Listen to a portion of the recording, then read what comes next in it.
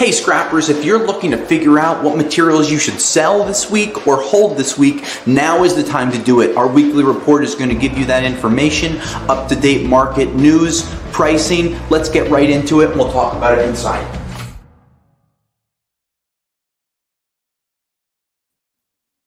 Hey scrappers, Tom here from the iScrap app, and today is Wednesday, September 17th, 2025.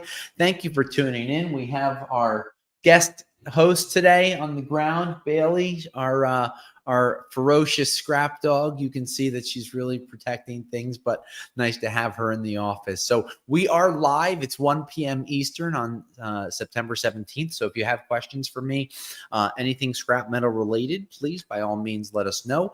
And if you're watching us on YouTube, do not forget to like and subscribe to our page so you can get future videos from us. And of course, thank you to all of our YouTube members where you get early access to a lot of the videos, learning how you can make more money with your scrap. So here we are, scrappers. What do I think's going on week over week? Well, copper's up 2%. That's cool, right? Not only is that cool, we saw copper jump at 1.4% over the last week. We saw 20 cents up from last Wednesday through yesterday, but unfortunately this morning we saw the market pull back a little bit. So we see copper prices up, but what I liked was I read an article talking about the U.S. copper prices versus the London Metal Exchange copper prices. And traditionally, those prices were separated by about 1 penny per pound. Very, very, almost a rounding error, if you will. Currently, those prices are about 4 to 6 cents a pound off, which also doesn't worry me because it's such a small amount compared to what we saw back in July, where we were 20% off. But when I was reading the article talking about copper, they were saying, hey, why are these things happening? And a lot of it talked about how traders are continuing to manipulate the copper markets as a trading device. And that's what's hurting a lot of these things. So here we are with really positive news of, the electrification, whether it's for EVs, whether it's for more power generation that needs to be created, power, copper. But when we're looking at these, it's like, okay, where are things going to be going? And now we're starting to see how things are going and where they're moving. But now we have traders that are involved, and they are unfortunately going to manipulate the copper markets according to what helps their trade, which really makes it difficult for scrap yards to know where we're going to be moving, how we're going to be paying customers. And that's frustrating for you as well. So don't be frustrated. Hopefully you can learn from these videos, knowing that scrap yards don't control the copper markets. I can tell you, I definitely have no impact on the copper markets. But it's just good to know, because when you don't know where prices change or how they changed, it's just interesting to learn about these things. So that's what I've seen in the last week. Stable markets, strong prices. Bailey, what do you think? Yeah, okay. She's bored by this, so obviously I need to give her some treats and it'll perk her up. But unfortunately, we don't see huge upsides. But fortunately, scrappers, I'm super pumped. Year to date, we're up for these markets, and with that crazy run up in July, but we really think that markets are in a strong position going into the fourth quarter of this year. And you pair that with oil and gas prices continuing to be down, and you're talking about OPEC talking about pumping more oil, which is going to bring prices down even more. So we're going to see decreases in certain markets, and then we're going to see holding patterns. The fourth quarter is a really hard one to judge. One of the biggest factors is actually going to be happening 2 days from now, and that's when President Trump meets with President Xi of China.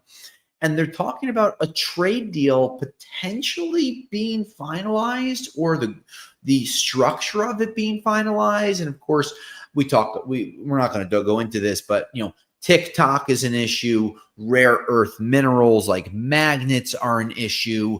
Copper trade is an issue. So if we can see a trade deal worked out between the United States and China, that would marry the two largest trading countries in the world in a more secure trade deal. And that would be great for this country and for worldwide trade. If we see a trade deal taking place, Do not be surprised to see an immediate run up on copper, just like we're expecting the Federal Reserve to lower interest rates today by 25 basis points. If they did that by 50 basis points, you'd see the stock market explode this afternoon. This Friday, if you see a trade deal announced between the United States and China, you're going to see the stock market, copper markets exploding again. But it won't surprise me for them to wait until after hours on Friday or over the weekend to announce these things so people can react. And unfortunately, that does happen. So we're going to watch these markets. But the next few days are really exciting because they could be bringing really great news, or at least they could be bringing some type of news moving forward that gives us a better idea, just helps us for what we're working on. So we're going to look at these pieces of news. We're going to look at these meetings. We're really hoping to see positive signs. We're really hoping to see growth. We're looking to see deals happening, but the Chinese stopped buying soybeans from the United States back in March. That's a big trading point. That's a big point of contention. So these things have a trickle effect into the metals markets, even if you don't think they do. These are all trading devices and tools that are being used, and we're going to watch these things really intently over the next few days. Any questions yet, Virginia? Nothing yet. Let's talk about something that's not going to be fun. Okay, that's the steel markets. Steel prices are going down another $5 to $10 per ton. I'm now receiving for my light iron some of the lowest prices even before COVID. Okay, and what worries me about that is if the prices I'm receiving now are lower than the markets before COVID, that means that they're even lower than that because they're not apples to apples because of the amount of money that's been created in the last 5 years. That means that we're dealing with some of the lowest all-time prices for steel, especially when you compare them to where the US dollar is and how much money is in circulation. That's not good for the steel markets. So moving forward, I continue to advise moving your steel as quickly as you can. There seems to be a lot of it out there. It doesn't seem to have a humongous demand. Our auto industry is having strong sales, but not blowout sales. So we're hoping that interest rates being reduced, the new tax law that allows people to deduct the interest from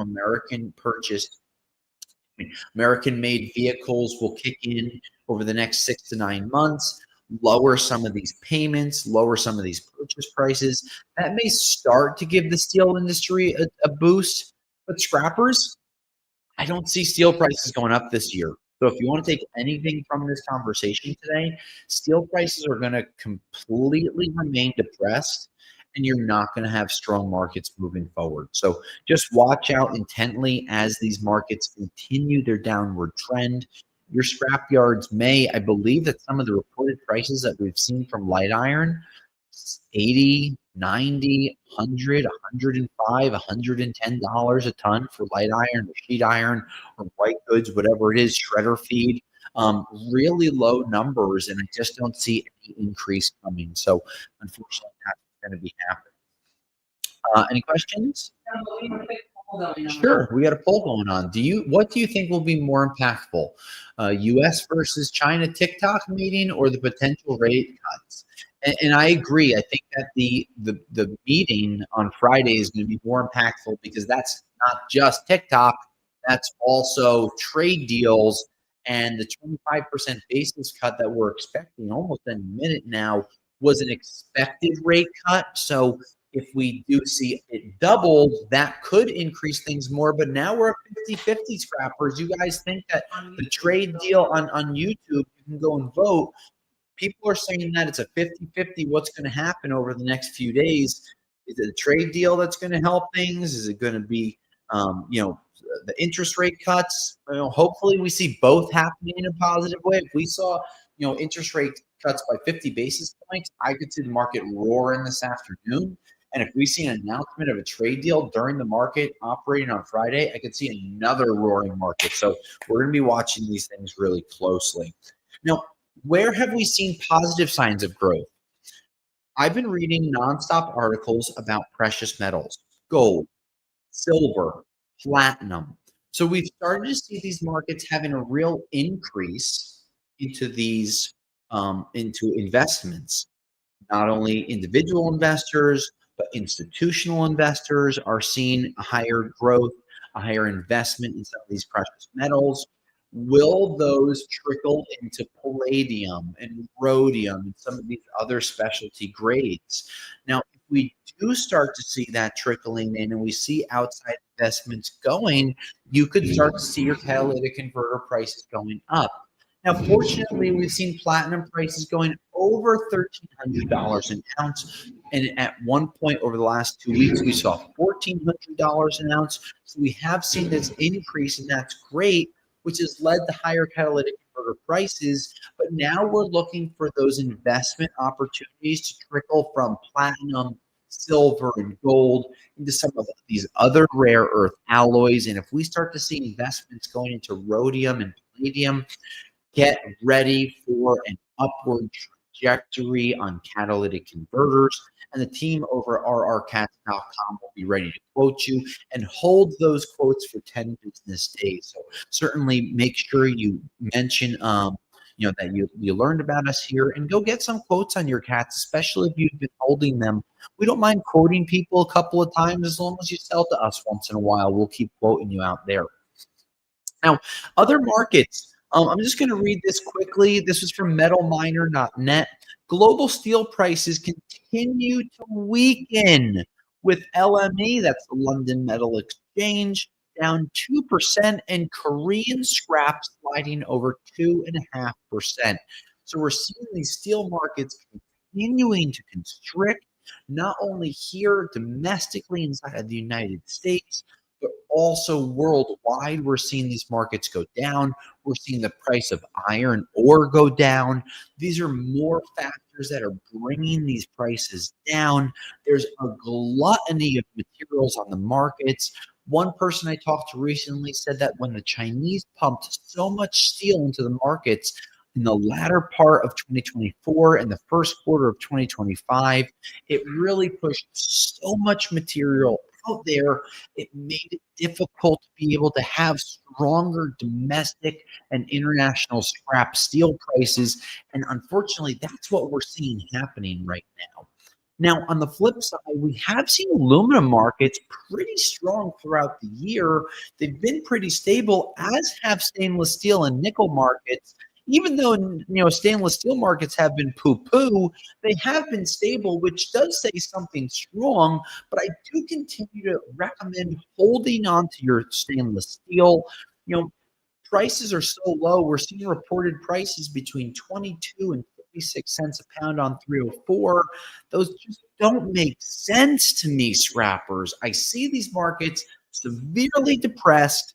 I do see run room happening next year. I mentioned in my weekly report this year, we need more cyber trucks to be sold this week.